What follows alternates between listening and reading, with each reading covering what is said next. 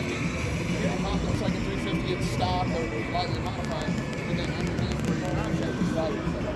So then your 350 would just run for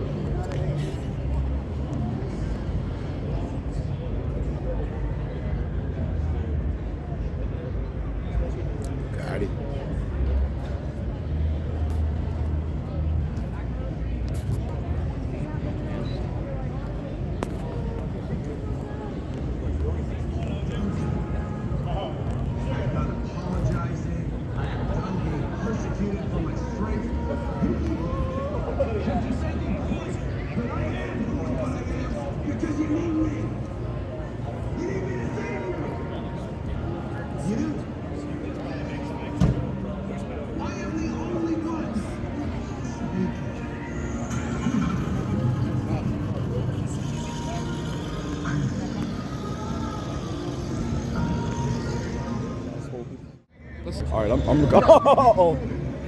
You want me in the video or you want me out of the video? In it is fine. And you still not? In it is fine. I'm going to break the camera. It needs to be on camera. Put him on camera. Let me know when you're ready. I'm ready. So this is a 1932 Bugatti Type 49.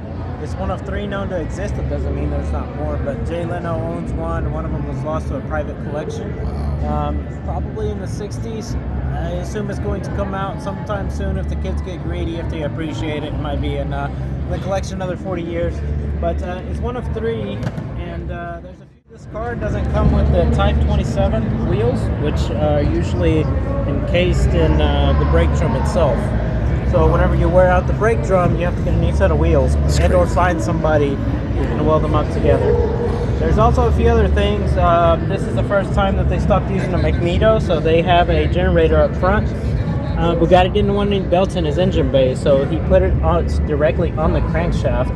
You see these 2 wires, the ground and a power wire that powers everything else. And you have a 8-cylinder straight 8. There's a couple of things that are different. The magneto went right here on the side, and it was 1 spark plug per cylinder. It's crazy. This one has a little bit of a redundant system just because he was unaware of how it was going to be, how reliable it was going to be. So there's a little bit of redundancy just because of the fact that he was unaware of how it was going to work. So he said, go ahead and put 2 spark plugs per cylinder and 2 different coils. That way it works well. There's one part that most of us can afford in this place, and it belongs on a Bugatti, and that is a carburetor. That's an AC Delco carburetor, which is incredible. GM carburetor on the thing. A Chevrolet carburetor. It also has adjustable suspension. If you look down here, it's one of the very cars. I guess is what you would call this the grandfather to the adjustable coilovers. Wow, sure is. You can, depending on where you want to go, you could adjust your tint to be a little tighter if you're going to race it, or a little looser if you're taking your wife out to dinner, so she wouldn't get mad at you. But the pedals are set up in a formation where you have your clutch, you have your brake way over here, and in the middle you have your gas. Bugatti always believed that the gas was optional, so he left the 2 useful pedals right next to each other.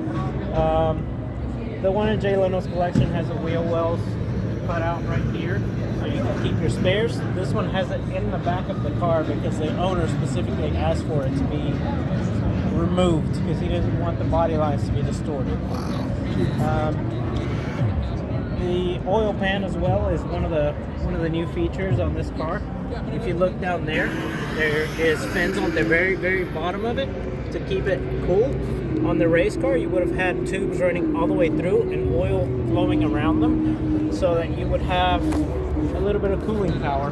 This is also the first year that he used a prop up front to keep it cool.